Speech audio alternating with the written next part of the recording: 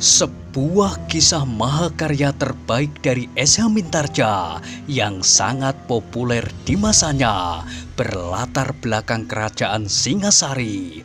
Dengan bangga kami persembahkan kepada sahabat Permata TV tercinta semuanya dengan judul Kisah Pelangi di Langit Singasari.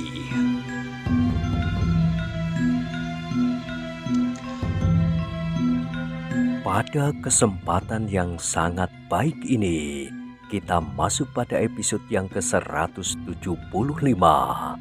Selamat menikmati.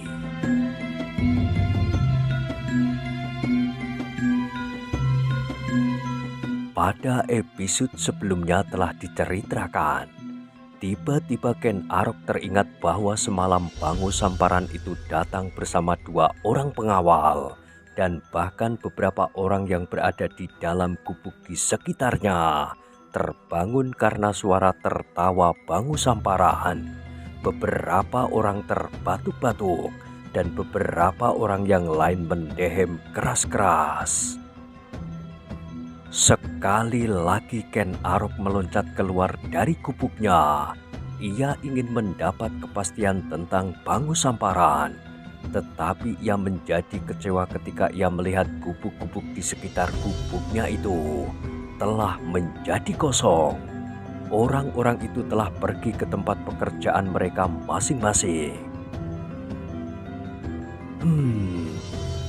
Ken Arok menggeram. Aku harus menemukan kedua orang pengawal itu. Jika mereka semalam bertugas, maka pagi ini mereka mendapat kesempatan beristirahat. Mereka pasti tidak ikut bekerja dengan kawan-kawan mereka. Maka kini dengan cepatnya ia melangkah ke gubuk kedua orang pengawal yang semalam telah membawa Bangu Samparan kepadanya. Dengan serta-merta, ia menyurup lewat lubang pintu yang rendah, masuk ke dalamnya. Ketika dilihatnya seorang tidur membujur di pojok gubuk itu, maka segera ia berkata lantang, "Hei, kaukah yang mengawal ke perkemahan semalam?" Orang yang sedang tidur berselimut kain panjang itu terkejut. Cepat ia meloncat bangun sambil menggosok matanya. Tetapi yang dilihatnya berdiri di muka pintu adalah Ken Arok. Namun Ken Arok menjadi kecewa melihat orang itu. Orang itu bukan salah seorang dari kedua orang yang mengantarkan Bangu Samparan kepadanya. Meskipun demikian, ia bertanya sekali lagi, "Apakah semalam kau bertugas?" "Iya," sahut orang itu. "Di sisi mana?" "Di sisi utara," jawab orang itu. "Di mana kedua kawanmu yang bertugas di sisi selatan yang telah membawa seorang tamu kepadaku?" "Mereka sedang pergi ke sungai."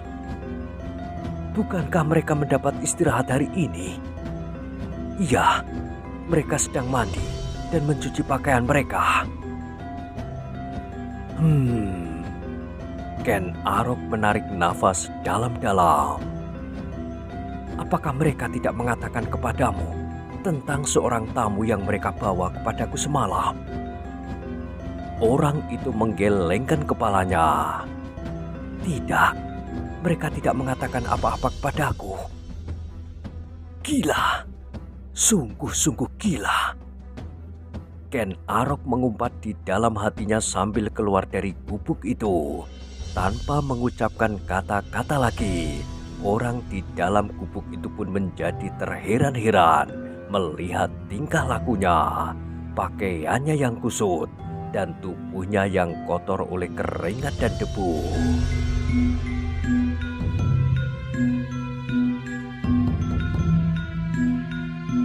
"Dari manakah ia semalam?" bertanya orang itu di dalam hatinya. Setiap orang mencarinya. Bahkan Ki Buyut Panawijen telah menjadi ketakutan kalau ia hilang pula seperti Mahesa Agni. Dengan lesu Ken Arok itu melangkah kembali ke gubuknya. Pikirannya menjadi semakin kalut. Apabila semalam Bangu Samparan tidak datang sesungguhnya kepadanya, maka Ken Arok pasti menjadi sangat cemas tentang dirinya sendiri. Apakah aku sudah menjadi gila? Pertanyaan itu selalu mengganggunya. Di gubuknya ia pun menjadi sangat gelisah.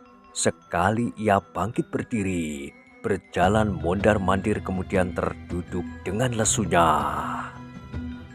Tiba-tiba saja ia teringat akan kewajibannya.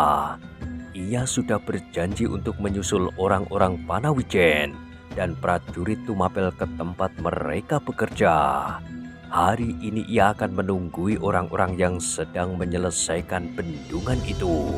Karena itu maka segera ia bangkit dan mengibas-ngibaskan pakaiannya. Persetan dengan bangun samparan, gumamnya. Aku harus bekerja, orang-orang itu pasti menunggu. Aku harus segera pergi kepada mereka. Sejenak Ken Arok menjadi ragu-ragu. Apakah ia harus berganti pakaian lebih dahulu, ataukah ia akan pergi dengan pakaian yang sudah dipakainya itu, pakaian yang lusuh dan kotor? Kalau aku berganti pakaian, mandi dan membersihkan diri lebih dahulu, maka sebentar lagi aku akan menjadi kotor lagi. Tetapi kalau tidak, terasa tubuhku gatal-gatal karena debu yang mengendap di wajah kulit ini. Akhirnya Ken Arok memutuskan untuk begitu saja pergi ke bendungan. Ia tidak akan berganti pakaian. Dengan pakaian yang kusut itu ia akan bekerja bersama-sama orang-orang Panawijen dan para prajurit Tumapel.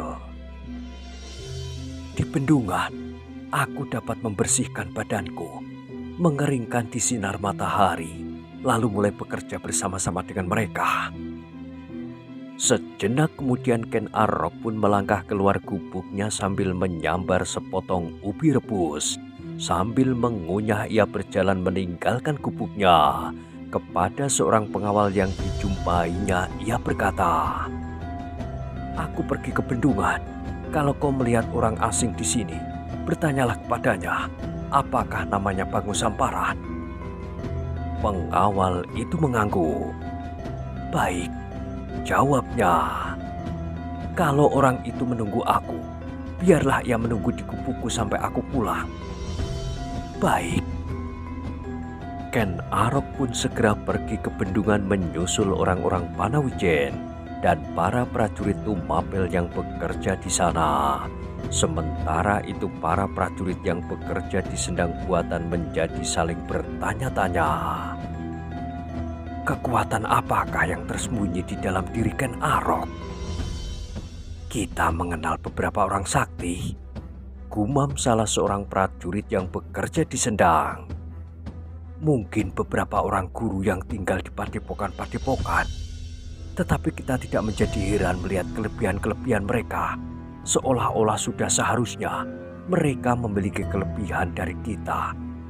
Tetapi kita menjadi heran melihat orang-orang muda yang luar biasa, seperti pemimpin para prajurit pengawal istana, Witantra, kemudian adik seperguruannya, Mahindra dan Kebu Ijo. Kita heran juga melihat beberapa orang yang lain. Tetapi keheranan kita tidak melonjak-lonjak seperti kali ini. Kawannya yang diajak berbicara mengangguk-anggukkan kepalanya.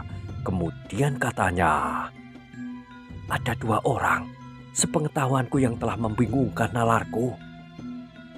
"Siapa?" "Witantra itu." "Bukan. Betapa saktinya Kakang Witantra, tetapi aku masih dapat mencapainya dengan nalar dan pertimbangan." "Lalu siapa?" "Yang pertama adalah Akuwu Tunggul Ametu. Kau ingat ketika dengan tangannya ia membunuh seekor harimau?" "Iya, harimau yang membunuh seorang serati gajah itu." "Iya, akibatnya gajahnya mengamuk. Gajah yang bodoh itu tidak tahu siapakah yang bersalah. Gajah itu tidak tahu bahwa sebenarnya Akuwu Tunggul Ametu menolong seratinya. Tetapi justru gajah itu menyerang Akuwu. Bukankah begitu?" Kawannya mengangguk-anggukkan kepalanya. Ya, ya, aku ingat. Hampir saja aku mati terinjak gajah itu. Tetapi hal itu tidak terjadi. Dan itulah ajaibnya. Tiba-tiba aku pun marah. Dengan penggadanya yang kuning berkilauan, aku memukul kaki gajah itu. Kaki depannya. Seketika itu gajah yang mengamuk itu jatuh terjerembab lumpuh. Kawannya mengangguk-anggukkan kepalanya. Iya, gajah itu lumpuh. Seandainya aku menjadi mata gelap, maka ia akan mampu membunuh gajah yang sudah lumpuh itu. Iya, ia adalah orang yang aneh yang pertama aku lihat. Dan yang lain, yang seorang lagi. Yang seorang lagi adalah orang ini, Ken Arok. Adalah tidak masuk akal bahwa seorang diri ia dapat memindahkan batu-batu sekian banyaknya. Bukan saja sedemikian banyaknya, tetapi lihatlah, batu-batu sebesar itu, batu-batu yang harus dipikul oleh 2-3 orang. Orang itu menggelengkan kepalanya. Mustahil, mustahil. Tetapi hal itu sudah terjadi. Iya. Kawannya terdiam, dipandanginya batu-batu yang besar itu dengan sorot mata yang aneh. Sedangkan kawannya yang lain bergumam.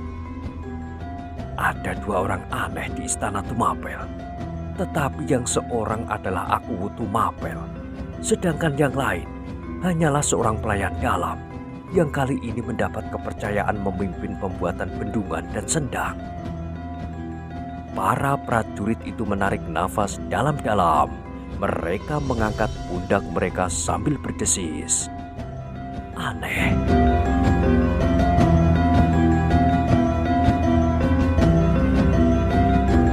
Beberapa orang masih juga mencoba menjajaki kekuatan Ken Arok dengan mencoba mengangkat batu-batu yang besar dan berat. Tetapi bertiga, batu itu baru terangkat. Kemudian mereka harus memindahkan batu-batu itu dan memasang pada dinding yang sedang mereka buat. Maka mereka memanggul batu-batu itu dengan tali dan sepotong kayu bersama-sama 6 orang sekaligus. Namun kekaguman itu telah mendorong para prajurit Tumapel untuk bekerja semakin keras. Beberapa orang menganggap bahwa Ken Arok telah marah kepada mereka karena mereka bekerja terlalu lamban. Tetapi anak muda itu tidak mau menyatakan kemarahannya. Karena itu maka disindirnya para prajurit itu dengan suatu perbuatan yang sangat aneh. Memindahkan batu-batu besar dan kecil yang cukup banyak itu seorang diri. Seolah-olah ia ingin berkata, "Beginilah cara kita bekerja, jangan terlampau lamban dan malas."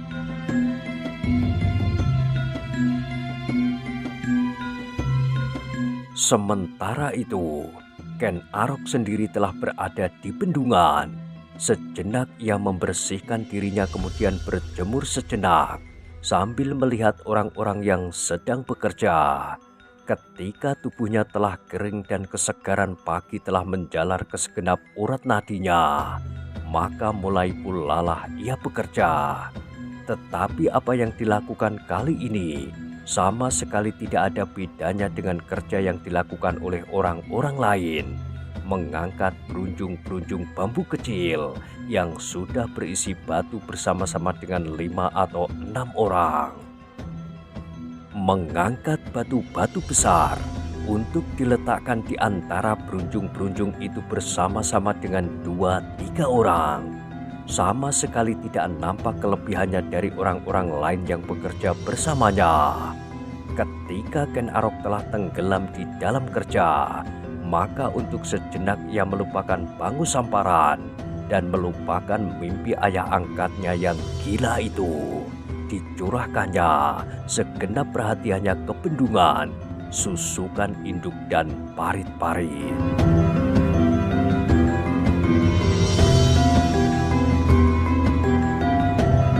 Hatinya seolah-olah membusung apabila dilihatnya pedati-pedati yang memuat batu, tanah dan segala macam perlengkapan. Kemudian orang-orang Panawijen bersama-sama dengan para prajurit Tumapel melunakkan tanah dengan banyak-banyak, sebagian lagi untuk mengisi berunjung-berunjung bambu dengan batu dan meletakkannya di bendungan yang sudah menjadi semakin tinggi. Bendungan itu hampir selesai, berkata Ken Arok di dalam hatinya.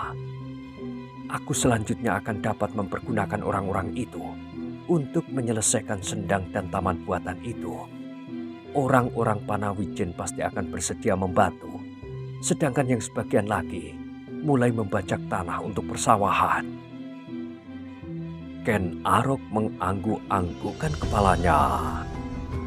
Aku harus menyiapkan semuanya tepat pada waktunya. Demikianlah, maka orang-orang Panawijen dan para prajurit Tumapel itu bekerja keras untuk membangunkan suatu harapan bagi masa depan, bagi anak cucu. Mereka tidak sekedar berpikir tentang diri mereka, tetapi yang penting bagi mereka adalah apa yang mereka telah perbuat. Mereka telah memberikan sesuatu bagi anak cucu mereka. Dengan demikian maka kehadiran mereka dalam urutan turun-temurun tidak akan membuat anak cucu mereka menyesal. Anak cucu mereka tidak akan mengatakan bahwa tataran keturunan yang ini adalah tataran yang paling jelek di antara garis keturunan karena telah mengabaikan usaha untuk anak cucu mereka. Orang-orang yang bekerja itu sama sekali tidak menghiraukan ketika matahari memanjat semakin tinggi. Mereka tidak menghiraukan terik yang seakan-akan membakar punggung mereka yang telanjang.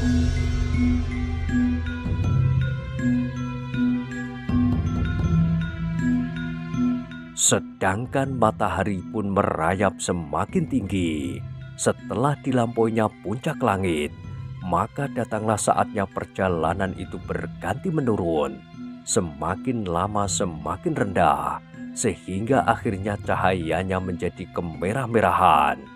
Orang-orang yang sedang bekerja di bendungan, di parit-parit, dan di taman pun sampai pada batas waktu mereka. Mereka akan segera beristirahat. Setelah mengeringkan keringat mereka, maka beramai-ramai mereka mandi. Sejenak kemudian maka bendungan itu telah menjadi sepi. Orang-orang Panawijen dan para prajurit Tumapel telah kembali ke gubuk masing-masing, mengambil makan mereka, kemudian duduk-duduk beristirahat sambil bercakap-cakap tentang banyak hal yang dapat menghibur kelelahan mereka itu.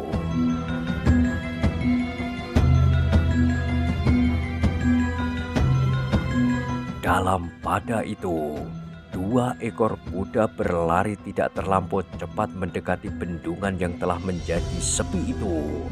Beberapa ratus langkah dari bendungan itu, keduanya berhenti. Samar-samar dalam cahaya senja, salah seorang dari mereka berkata, "Apakah bendungan itu tidak dijaga?" Yang lain menggelengkan kepalanya. "Aku tidak tahu, Paman." Orang yang pertama yang masih saja berusaha mencari jalan untuk dapat menghubungi bakal permaisuri Tumapel menengadahkan wajahnya dan dilihatnya langit menjadi semakin suram.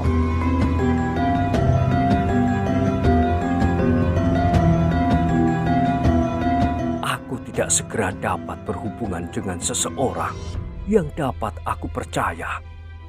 Seharusnya kau, bekas seorang pelayan dalam, akan dapat lebih mudah melakukannya. Tetapi ternyata kau terlampau bodoh. Namaku telah dikenal oleh hampir setiap orang Tumapel.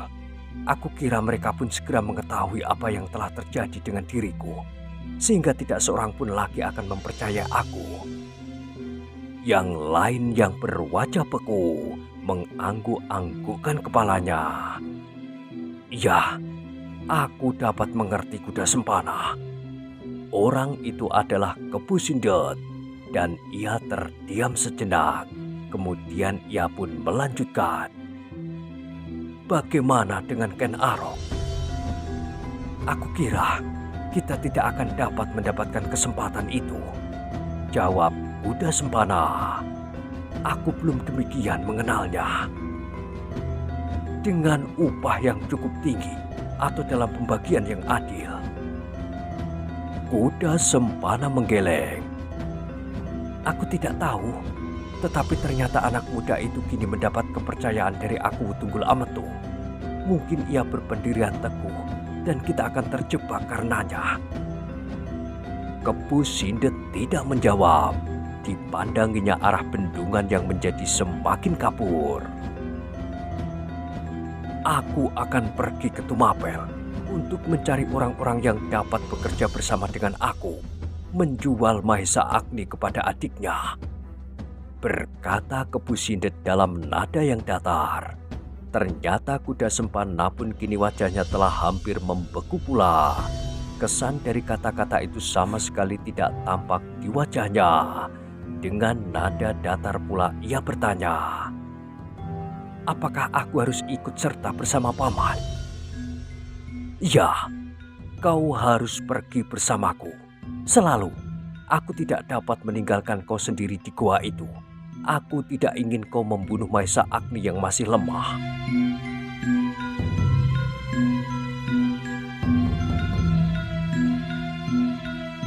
Aku tidak akan membunuhnya, dan Mahesa Agni sudah menjadi cukup segar. Kau ingin berkelahi melawannya? Tidak. Tetapi aku tidak percaya kepadamu, sebab kau menyimpan dendam yang tidak terkatakan. Kau harus pergi bersamaku. Kau tidak boleh bertemu Mahesa Agni tanpa aku. Sedangkan Mahesa Agni sementara ini harus tetap hidup. Kuda Sempana tidak menjawab. Ia kini sama sekali sudah tidak mempedulikan lagi terhadap Mahesa Agni, terhadap bendungan, terhadap Ken Dedes, dan bahkan terhadap dirinya sendiri. Marilah, jangan risaukan Mahesa Agni. Ia tidak akan dapat keluar dari daerah rawa-rawa. Ia tahu apa yang tersembunyi di dalam air itu. Lumpur dan binatang-binatang berpisah. Hanya akulah yang mengenal jalan yang paling aman. Kau pun tidak. Kuda Sempana tidak menjawab. Sedangkan wajahnya pun tidak menunjukkan kesan apapun. Beku hampir seperti wajah Kepu Sindet. Meskipun kadang-kadang wajah itu masih juga bergerak dan memberikan kesan. Kedua ekor kuda itu mulai bergerak lagi. Mereka tidak mendekati bendungan dan perkemahan orang-orang Panawijen, tetapi mereka menyusur sungai di seberang perkemahan itu. Aku harus menemukan seseorang yang dapat menyampaikan penawaran kepada calon permaisuri itu, gumam Kepu Sindet. Apakah di perkemahan itu tidak ada seorang pun yang dapat dipercaya dan dibawa bekerja bersama? Kuda Sempana menggelengkan kepalanya. Aku tidak tahu. Kita janjikan upah setinggi-tingginya. Kalau perlu apa saja yang diminta akan kita penuhi. Kalau permintaannya tidak masuk akal dan melampaui kemampuan paman, bahkan melebihi tawaran yang akan paman terima dari Ken Dedes. Kepu Sindet terdiam sejenak. Tetapi ia berpaling memandangi Kuda Sempana yang berkata di sampingnya. Kemudian terdengar orang itu berdesis dengan suara yang dalam, yang seolah-olah hanya melingkar-lingkar di dalam perutnya. Kau memang bodoh sekali, lebih bodoh dari yang aku duga. Baik Ken Arok maupun orang lain tidak akan mengurangi pendapatan kita. Kuda Sempana menjadi heran mendengar jawaban itu, tetapi ia tidak bertanya. Dibiarkannya Kepu Sindet memberinya penjelasan. Mereka tidak akan pernah mengenyam hasil dari jerih payah mereka. Kenapa? Akhirnya terdengar Kuda Sempana berdesis. Mereka akan mati. Demikian pekerjaan mereka selesai. Mereka akan paman bunuh. Tentu, mereka akan mati. Semua hasilnya akan jatuh ke tangan kita. Kau mengerti? Kuda Sempana mengangguk-anggukkan kepalanya, tetapi dadanya terasa berdesir. Ternyata Kepu Sindet memang benar-benar seorang yang gila. Ia tidak memperhitungkan cara apapun yang dipergunakannya untuk mendapatkan harta. Sedangkan harta benda dan kekayaan yang tidak terkira itu hanya ditimbunnya saja di dalam goa yang terasing. Tidak masuk akal, desis Kuda Sempana di dalam hatinya. Orang ini benar-benar sudah tidak waras. Ia tidak beranak istri, tidak bersanak kadang. Buat apa ia menimbun segala macam harta benda di dalam gua itu?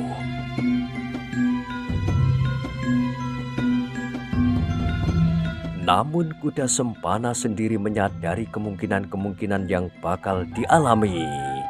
Apabila pekerjaan tentang Mahesa Agni ini selesai, maka ia pun akan mengalami nasib serupa dengan orang-orang yang sedang dicari oleh Kepu Sindet.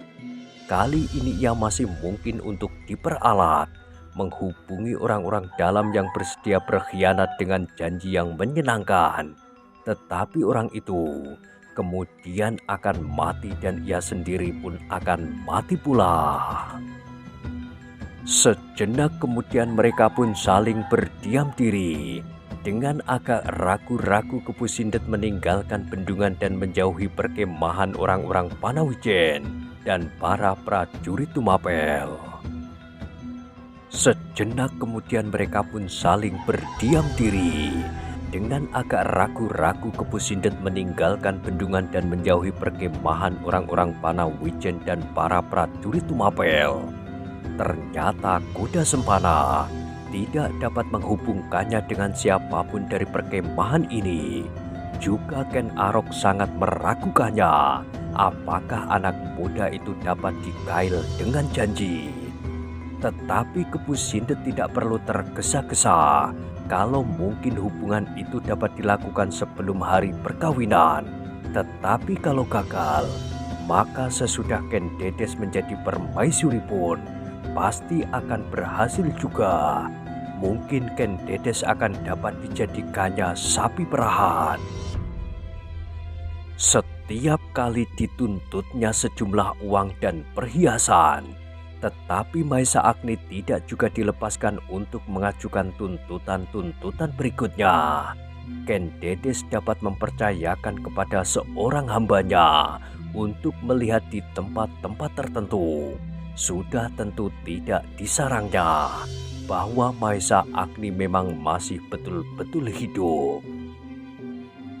Kepu Sindet kadang-kadang tersenyum sendiri di dalam hati.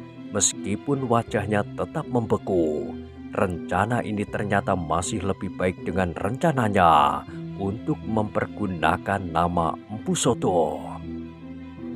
Persetan dengan empu gila itu, katanya di dalam hati. Asal saja ia tidak menghalangi. Kuda-kuda itu berjalan semakin lama semakin jauh, tidak terlampau cepat. Bahkan seakan-akan mereka sedang bercengkrama di luasnya padang rumput yang berwarna kekuning-kuningan. Sekali-sekali mereka melewati gerumbul-gerumbul perdu yang berwarna kelam.